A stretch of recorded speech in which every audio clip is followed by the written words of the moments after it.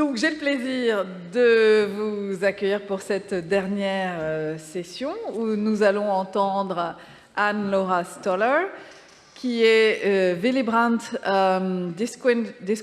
Distinguished University Professor of Anthropology and Historical Studies à la New School for Social Research in New York, qui a fondé et dirige l'Institut, the Institute for Critical Social Inquiry, et qui est une des membres fondatrices du projet Political Concepts, a Critical Lexicon, qui a donné lieu à plusieurs publications. Elle est spécialiste d'histoire coloniale, d'histoire impériale, d'études coloniales et post-coloniales, de théorie féministe et études de genre. Elle a travaillé sur les politiques du savoir, les épistémologies raciales et l'ethnographie des archives. Parmi ses nombreux livres, en anglais, je voudrais citer Race and the Education of Desire, Carnal Knowledge and Imperial Power, 2002, et plus récemment, Interior Frontiers, Essays on the Entrails of Inequality, 2022. Et puis en français, puisque de nombreuses publications ont été traduites, un livre important, La chair de l'Empire, Savoirs intimes et pouvoirs raciaux en régime colonial, paru à la Découverte en 2013. Toujours en 2013, avec Frédéric Cooper, Repenser le colonialisme.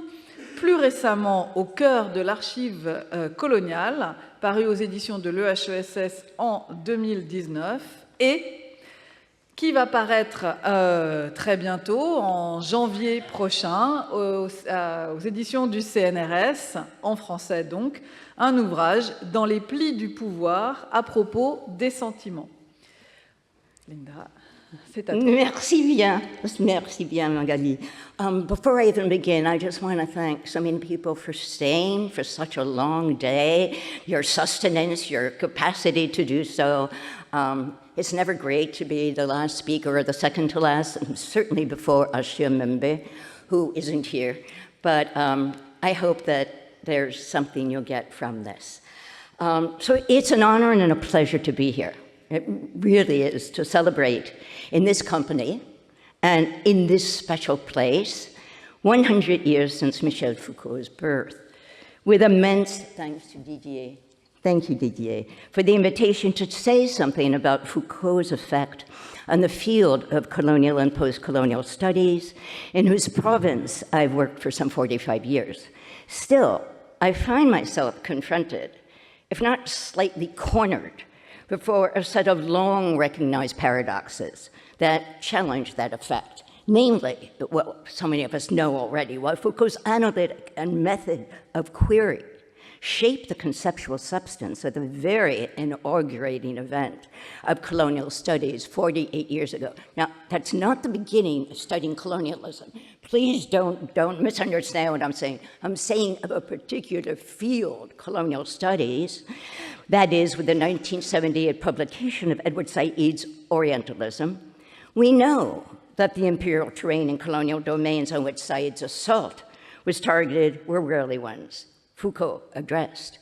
Orientalism marked a paradigm shift in itself, broadly recognized as a brilliant frontal attack on European imperialism, while widely read as a political manifesto, absent the militancy of Fanon, that debunked the Euro-American Academy for supporting a distorted, bifurcated imaginary of a West and the rest, with lethal effect, as if Carl Schmitt's political vision of a world strictly divided between friend and enemy was set on that fictive longitude and in stone.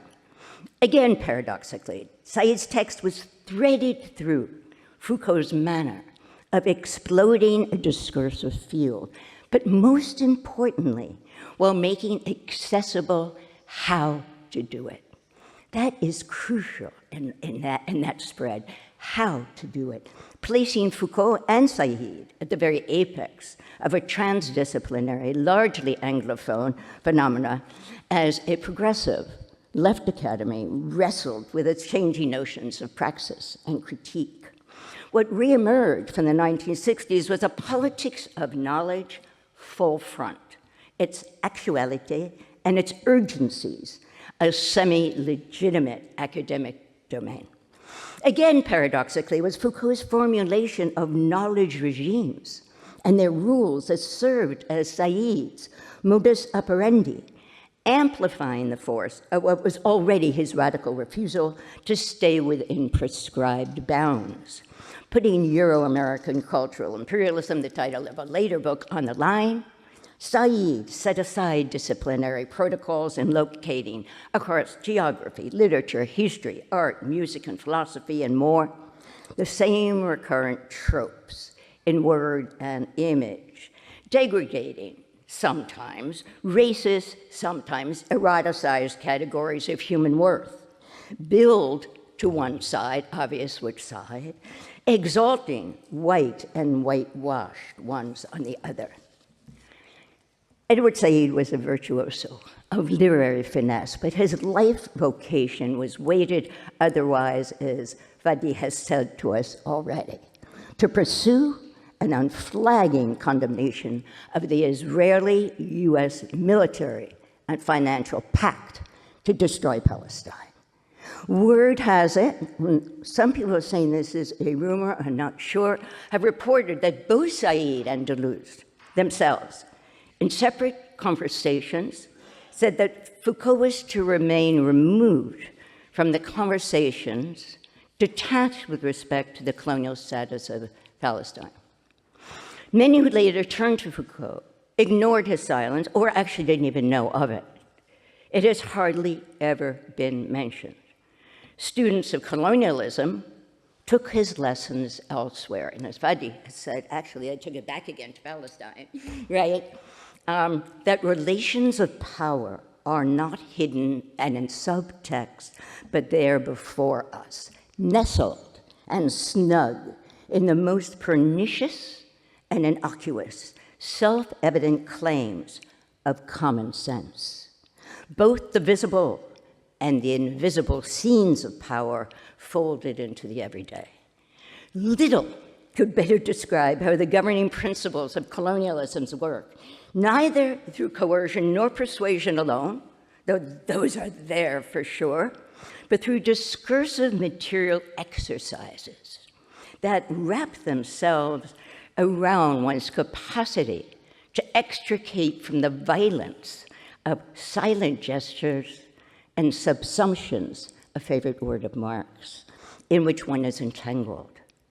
Still, as I wrote nearly 30 years ago, and Robert too noted at the time, colonialism was relegated to an outpost on Foucault's analytic map, not where his striking thinking about racism was waiting for it to be said of the state and racism as a technology of rule, which we found in the 1976 lectures, were situated.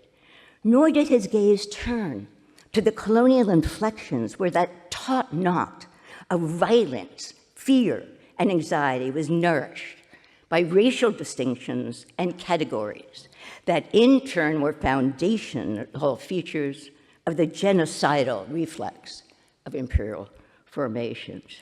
If in some quarters, and certainly from what we've seen all today, it's not these quarters, Foucault was thought to eschew the political. I mean, that's really interesting in itself. Given what we've heard today, how many people who probably don't know much about Foucault are absolutely convinced that he just stays away from the political. But the cumulative research, I'm not going to talk about that, the cumulative research that since has gained its gravitas and exerted its force to confront the colonial order of things suggests another accounting. For what is striking is how politically forthright that work is among those who have called on Foucault's, what I call his contagiously apt concepts and precision verbs, as they have patiently, tediously, impatiently garnered the minutiae of colonial duress as analytic practice and scoured the colonial archive, used in the singular here because it is actually in the plural, the press, official documents, unsent letters, and confessional ones, for how intolerable brutalities are made common sense, rendered parenthetical lapses or swept aside.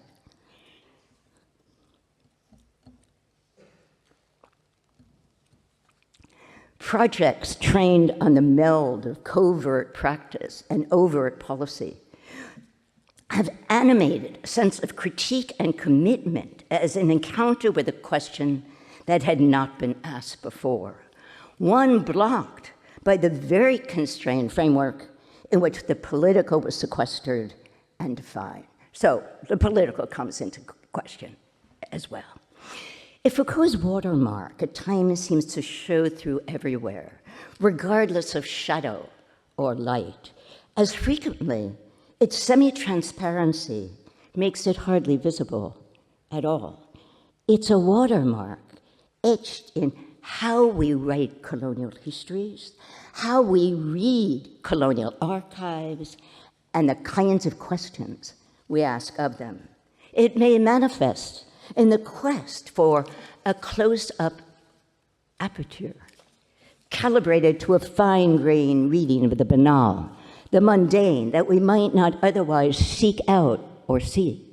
One might find it in the fragile points of dissonance on which one chooses to press, in a contradiction to a colonial common sense, where children of mixed marriages might and did refuse to abide by the white endowed script and choose not to go where privilege and comfort dwell, that is, with a white privileged father, rather than a Javanese mother, crushing the illusion of an irresistible white desire. Or it might come across as a jarring alert in the colonial archives, reference to another kind of colony, a penal colony turned colonial settlement, causing one to fumble, squint, look again. Was it a military encampment or a white colonial settlement? Was this a sort of Roland Barthes punctum, where the French army embossed water canteen out of place produced a prick, a shock, destabilizing one's optic with another story to tell? Was carcerality and forced labor fodder for the engines of colonization, preparing Algeria for an influx of poor Frenchmen, pieds noirs, and Palestine to be trampled by Israelis' colonial settlements of Demeen Mizrahi Jewish North African families, not only them, but them strategically placed as outpost guards. To be clear, for this brief reflection, I've chosen to focus not on what Foucault did not do, written a book about that. Rather, what his work inspired us to reject, rethink, build upon, and do differently, if not better, in the surge of colonial studies that came after his untimely death in 1984. We can see these sweeps of new synergies in work that turn to the expanse and sometimes the limits of his landscapes, as many took on projects of looking at what occupied the thick corridors between metropole and colony and the webs of people, produce, and profit that redrew our global maps, and in the process, Foucault's limited cartographies mattered more, or maybe they just mattered less. Sometimes seeming to barely engage the domains he inspired, Foucault's watermark, barely visible, could morph into forms that did more than transgress. They mangled disciplinary assignments and gave new content to the form, not only of what we wrote, but how we did so. Colonized peoples across the globe were demanding that reckonings with the past were about actualities now. Foucault gave methodological weight to those political and material claims, beyond returning confiscated figurines to Niger. That colonialisms could no longer be referred to ever again in the passé composé. And in those processes, the condition of possibility that keeps so much of the world returning recursively to the colonial metrics of power, spiral out beyond where a well-meaning liberal democratic public had seen them before, to biofuel, to unprecedented deforestations, to where is that peanut butter oil from, which wheat is where it's from. I could talk about that for ages. Climatic effects in century-old plantation regions, and that leads to the rapid fire and slow violence, as Rob Nixon calls it, of Agent Orange, crystallize in distorted young Vietnamese bodies today, and those of US veterans, the latter, the only ones considered collateral damage to receive compensation. Foucault rightly held that vigilance is what, and it's the word he used quite often, is what critique must maintain. Work that is self-reflectively insolent, seared with accountability, singed by responsibility to the social inequalities of the present. Colonial studies took that injunction as an ethical and political commitment, increasingly over the decades to track the durabilities of colonial duress. For some, the vast environmental destruction, the massacres actually in colonial archives, neither lost nor secreted, but those people refused to comment upon or see. As with the archives of fascism and authoritarianisms, colonial bureaucracies were proud of their atrocities and kept good, righteous, detailed accounts. Sorry, from the plane. Looking to just 4 domains in which engagements with both the content and form of Foucault's work is still in this sort of act of making and formulation, I see his capacity to make concept work at once a political and analytic pursuit, where the sense and sound of languages inheres in the project, pressing for an evocative vocabulary, sometimes joined to Foucault's, sometimes of its own. I think to biopower and its morph into biosecurity, and then back to the biopolitics of settler colonialism, the of producing at once a rift in the concept and an entirely new trajectory of bodily protection and harm. I think of the ways in which a colonial archive and colonial archives, in their materiality, have come to be seen as accretions of evidence, producing the categories they only purport to describe as technologies of rule and violence. One might look to the histories of colonial medicine being overhauled, pulled increasingly to what new imperatives were satisfied in the need to strip, to touch, to scrutinize, and to rehearse again what young white medics wanted to ensure they could see. Real traction, though, came as colonial studies itself mutated and molted with a surge of work articulating with 9/11 and the mandate to protect from and locate the enemy within, to engage the kinds of subjects and dispositions the colonial condition produced, and the terrifyingly insecure making security regimes, obviously, that flourished. Challenges came in reckoning with the contradictions of partaking in the imperial gaze and living under it at the same time.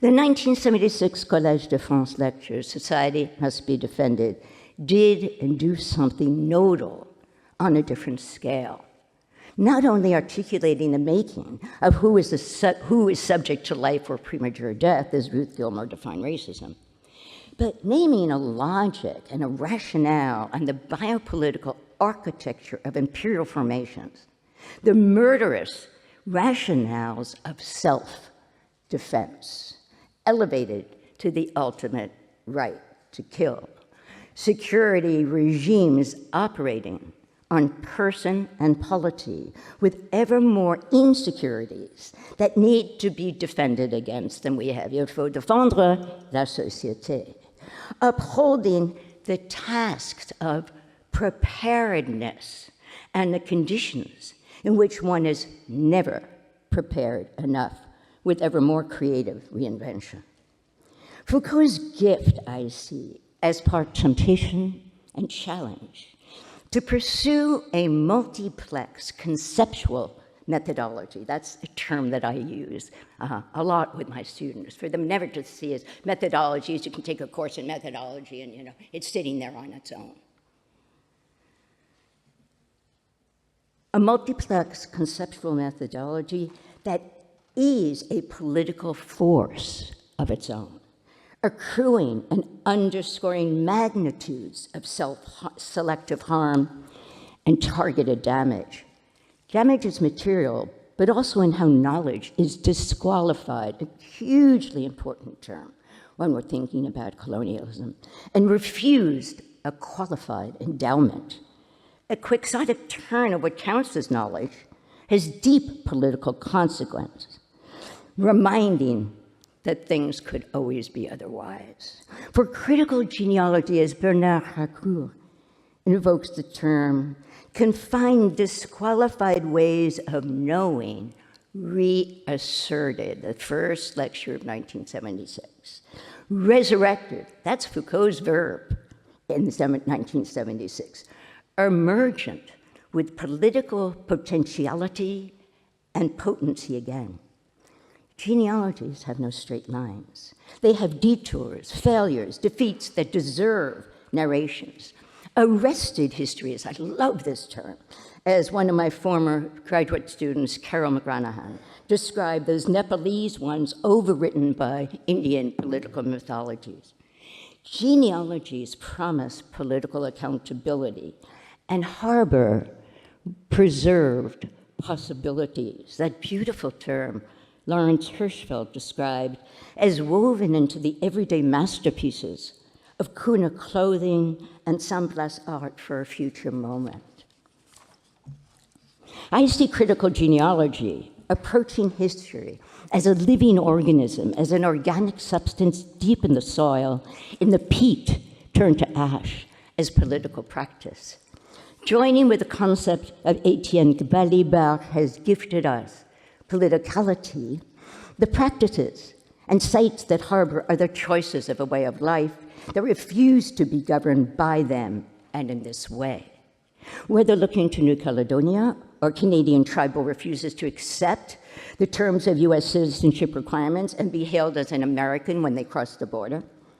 The famed Caribbean poet, Nobel laureate Derek Walcott captured the harm festering in detritus left behind. He named colonialism an ulcerous crime, as he called it, the rot that remains when the men are gone. Anti-colonialisms today are tasking themselves with severing those veins till still pulsing with indignations and pollutants. Power concentrates in phantom colonial states, but more so in dispersed forms that reach into the intimate social ecologies of the everyday. Childcare, the sick bedroom, the family, and the home. Not least, it may take the form of ethical disquiet, as Foucault defined critique as the ethics of discomfort. Ethical disquiet with respect to the we used to write in search for a non-masterly inclusive mode. The unease remains. As Foucault reminded, the we is precarious. I'm using it quite a bit. And can't be constituted before the question is posed. I use it here in a limited sense. For those whose work I know with some sense of why and how they've pursued the risky questions they have sought to ask. For some, it is as if our eyes were outfitted with a different lens, the texture and grain of colonialism's violating force coming into ever stronger relief, and we becoming ever more adept at recognizing the blur of illegible proclamations that were in fact political strategy, peering through those crossed out phrases so easily seen through in documents, so blinding in official ease they would seem to have no political bearing at all. These were moments we've taken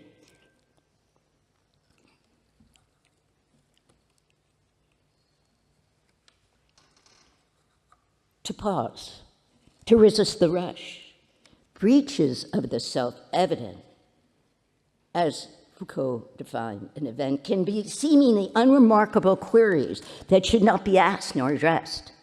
In treating archive work as a political project, we might do well to follow Adiela Zule's lead to proclaim ourselves the colonial archive's new guardians and the true archons.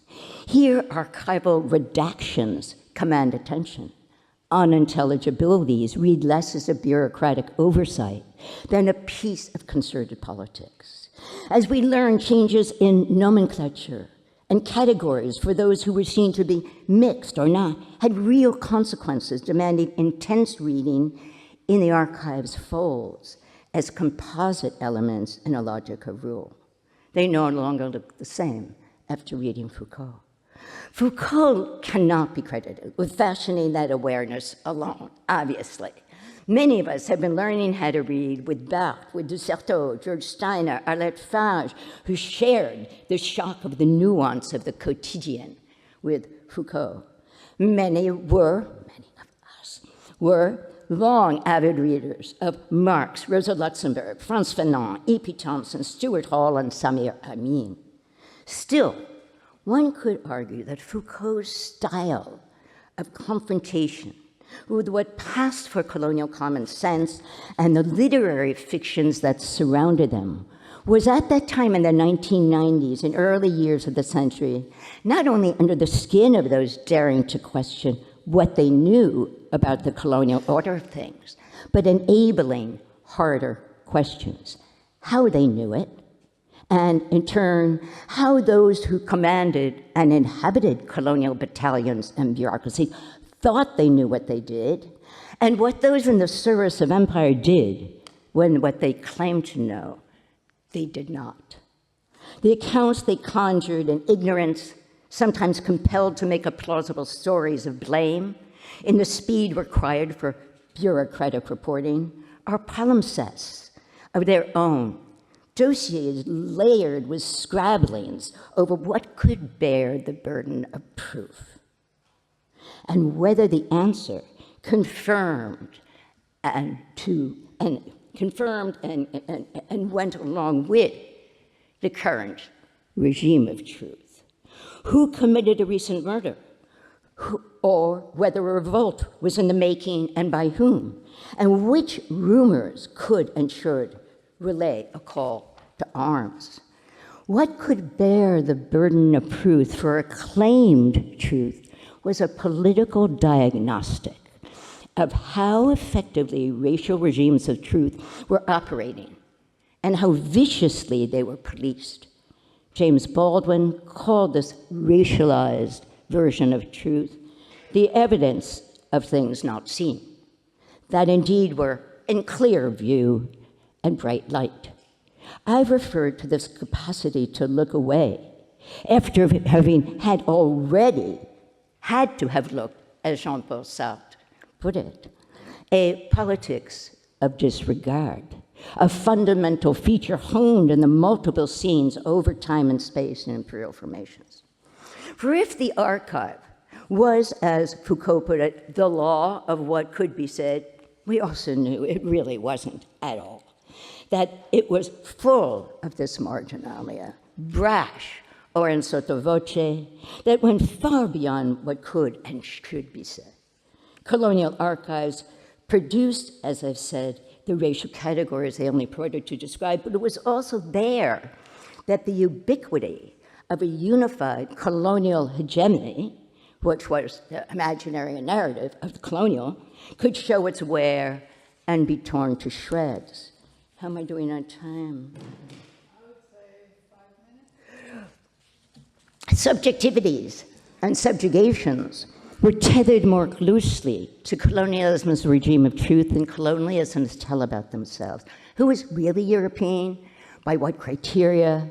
The lilt of one's Dutch, one's dress, residence, or as stipulated in a proof that could be undone in an instant or hidden for years, the ultimate legal test resting only on the distribution of sentiment. As in the Dutch East Indies, 1898 legal access to European equivalents, it depended on where one felt they no longer had affinity or felt to be at home. Gewoon thuis, to feel at home. As Foucault insisted, every sentiment has a history, leaving it for us to do that tracing. What became increasingly visible were the exclusions and rote narratives built into the colonial politics of epistemology. With what felt like Foucault's leverage, and it's always that leverage behind us, we were after those words and things and materialities that produced who could not be where, when, even without a word. Colonial curfews, pass cards, signs in 1930s Java, no dogs or natives in the swimming pool. Our archival excavations were political projects. Foucault turned the self-evident on its head, posing it as a ruse, whose protected status as shared truth in colonial context was more fragile than professed. As George Orwell confided to his readers in Shooting an Elephant, he was subservient to what he was supposed to do as a white colonial and didn't want to do as his own person or other imagined self. Not only was he humiliated by the prospect of not shooting the elephant and the laughter that would follow, worse still, he knew he wasn't exempt. As he put it, I quote, the white colonial wears a mask and his face grows to fit it, unquote. Orwell's mask seems to have remained abrasive against his skin. The imperial politics of sympathy was never innocent either, as the withering work of Amat Rai showed years ago, thinking again with Foucault to expose colonial benevolence's satisfying allure for bourgeois selves in the making. Those concerned with the coagulations of imperial power looked to Foucault adjacent, thinking themselves to be beyond him, and then finding him still by their side. Some of these rethinkings stand out, turning metropole and colony inside out, seeing colonial contexts as quintessential locations where biopolitics literally managed the racial geography of disease and who had to be protected, who was to be cordoned off in the contaminated spaces of its breeding. Frederick Groh elevated the principle of security and insecurity to its specific historical conditions that legitimated state management. But that was for liberalism, not empire. Others turned to how biosecurity came to exceed biopolitics in its capacity to map where public services for sewage and water were managed or not in the post-colony, where garbage was left exposed. Stephen Collier, and I'm naming names on purpose, not as 1950s MacArthurism, but because I think it's important to know the people who are doing some of this work. Stephen Collier's work on biopolitics, security, and preparedness was to nourish how we have come to understand the megaforce of imperial formations, despite no reference to them, as did the work of Martin Thomas on the imperial technologies of intelligence and security, honed in the colonizing aggressions in the Middle East.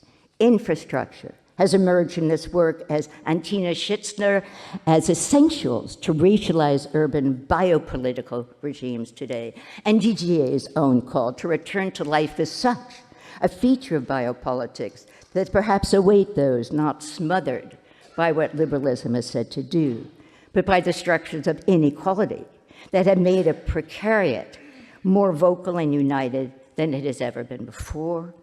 The resources are there in critical genealogies, imperial histories of the present. Almost done. Foucault informs some of the most daring research projects of another genre in what Guillaume called Foucault's concern with, I quote, the medicine of the mind. Nancy Hunt leans in on Foucault for her decades of subtle work on bodies and minds warped and twisted through colonial logics of care. Foucault is a guide, but only so far.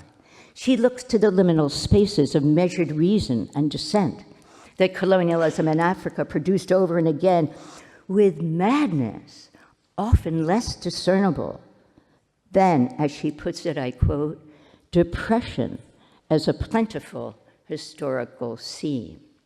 Laure Manicom's dizzying account of confinement and genealogy in the illegal institutions known as mental hostels in South India, persons shackled in care at once forbidden by the state, that is shackling, and sanctioned and supported by their families. Nancy Hunt, Guillaume Lachanel, Megan Vaughan, Laure Manicom spiral us out from the confines of Foucault's gaze while sharing in and beholding to his unique vision, staying close, as Hunt put it, to his, quote, longing to hear the speech and sounds of the mad.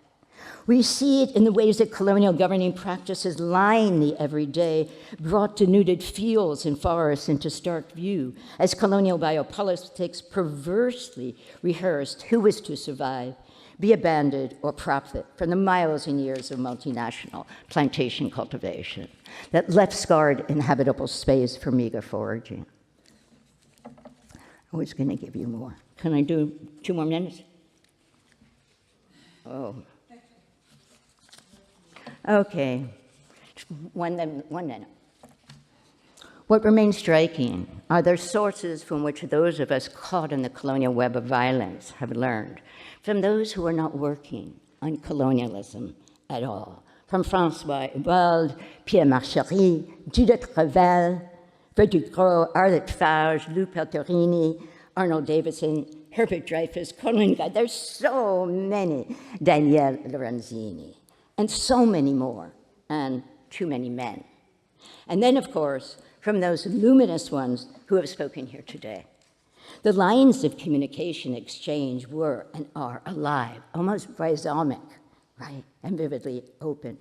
And in all of this, one of the overarching challenges is to think critical genealogy, and genealogy is critical, as Martin has shown us, as promise, praxis, and politics, bringing disqualified knowledges and dissent central to the narratives of colonialism's usurpations, struggles over land, resources, minerals, and labor, deciding the terms of engagement. It is these confrontations, these resilient practices, re-endowed as the raw, extended relations of force, that we're compelled to reckon with now as our histories of the present. Thank you.